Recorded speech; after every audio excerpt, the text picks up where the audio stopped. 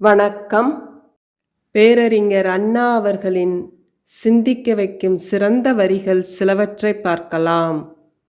விதியை நம்பி மதியை பறிகொடுத்து பகுத்தறிவற்ற மனிதர்களாக வாழ்வது மிக மிக கேடு. நாள், நட்சத்திரம், சகுனம், சாஸ்திரம் அத்தனையும் மனித முயற்சிக்கு போடப்படுகிற தடைக்கற்கள். மோரை கடைந்து வெண்ணெய் எடுப்பது போல அறிவை வளர்த்து கொண்டு வெற்றி பெற வேண்டும். கத்தியை தீட்டாதே, புத்தியை தீட்டு. பாடத்திட்டங்களில் பகுத்தறிவை புகுத்தும் தீவிரமான திட்டம் உருவாக்கப்படாத வரையில் பகுத்தறிவு வளராது, நம் நிலையும் உயராது.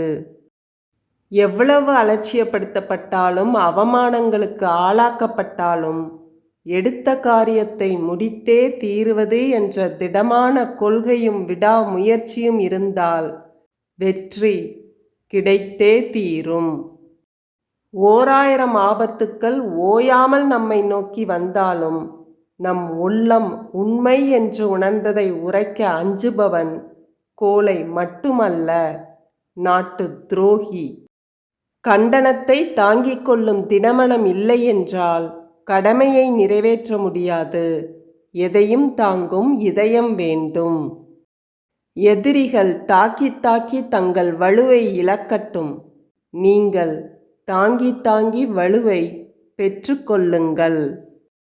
மக்களால் தேர்ந்தெடுக்கப்பட்டவர்கள் தங்களுக்கு தாங்களே நம்பிக்கை உள்ளவர்களாக நடந்து கொண்டால் மட்டும் போதாது, தேர்ந்தெடுத்த மக்களுக்கும் நம்பிக்கை உள்ளவர்களாக நடந்து கொள்ள வேண்டும். ஒரு வேலைக்கும் இன்னொரு வேலைக்கும் இடையே செய்யும் வேலைதான் ஓய்வு. நெஞ்சிலே வலுவிருப்பின் வெற்றி தஞ்சமென்று உரைத்து வந்து நம்மிடம் கொஞ்சுவது உறுதி. ஊக்கத்தை கைவிடாதே, அதுவே வெற்றியின் முதல் படிக்கட்டு. போட்டியும் பொறாமையும் பொய் சிரிப்பும் நிறைந்த இந்த உலகத்தில் நமது பாதையில் நாம் நேராக நடந்து செல்ல நமக்கு துணையாக இருக்கக்கூடியது கல்வி மட்டுமே. புகழை நாம் தேடி செல்லக்கூடாது, அதுதான் நம்மை தேடி வர வேண்டும். வாழ்க்கை ஒரு பாறை, உங்களிடம் அறிவு என்ற ஒளி இருக்கிறது, அதை அழகான சிற்பமாக வடித்து ரசியுங்கள். தன்னை வென்றவன் தரணியை வெல்வான். எவ்வளவு கட்டிடங்கள் கட்டினாலும், விஞ்ஞான கூடங்கள் அமைத்தாலும், புது பூங்கா அமைத்தாலும் கல்வி செல்வம் இல்லாவிடில் அவை பயன் தராது. ஒரு சிறந்த புத்தகத்தைப் போல சிறந்த தோழனும் இல்லை, நெருக்கமான உறவினனும் இல்லை. ஒரு ஜனநாயக சமுதாயத்தில் கருத்துக்களை சொல்வதற்கு தடையோ சுதந்திர உணர்வுகளுக்கு அழிவு தரும் நடைமுறைகளோ கண்டிப்பாக இருக்கக்கூடாது. உலகத்தின் பிளவு குடும்பத்தில் ஆரம்பிக்கிறது. மாற்றான் தோட்டத்து மல்லிகைக்கும் மனம் உண்டு. சட்டம் ஒரு இருட்டறை, அதில் வக்கீலின் வாதம் ஓர் விளக்கு. அந்த பிரகாசமான விளக்கும் ஏழைகளுக்கு கிடைப்பதில்லை. ஏழையின் சிரிப்பில் இறைவனை காணலாம். ஜாதிகள் இருந்தாக வேண்டும் என்று எண்ணுபவர்கள் எவ்வழி உலகம் செல்கிறது என்பதை அறியாத ஏமாளிகள்.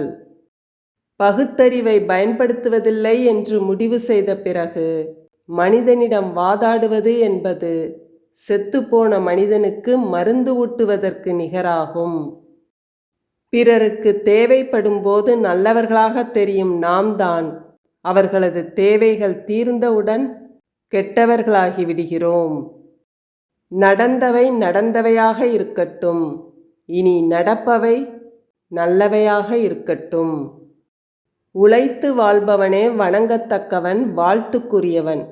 அந்த உழைப்பாளிக்கு ஊறு ஏற்படுத்துவது சமுதாயத்தின் நல்வாழ்வையே புறையேறச் செய்வதாகும். வைரம் ஜொலிக்க வேண்டுமானால் சாணை பிடிக்கத்தான் வேண்டும்.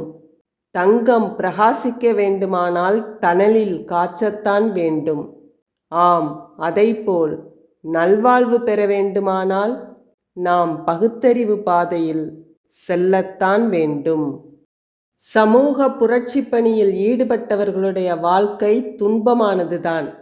ஆனால் அவர்களது பெயர் வரலாற்றில் நிலைத்து நிற்கிறது. இந்த வீடியோ உங்களுக்கு பிடிச்சிருந்ததுன்னா லைக் பண்ணுங்கள், கமெண்ட் பண்ணுங்கள். இதே மாதிரி நிறையா வீடியோஸ் பார்க்குறதுக்கு நம்ம சேனல் கதை கருவூலத்தை சப்ஸ்கிரைப் பண்ணிக்குங்க. நன்றி, வணக்கம்.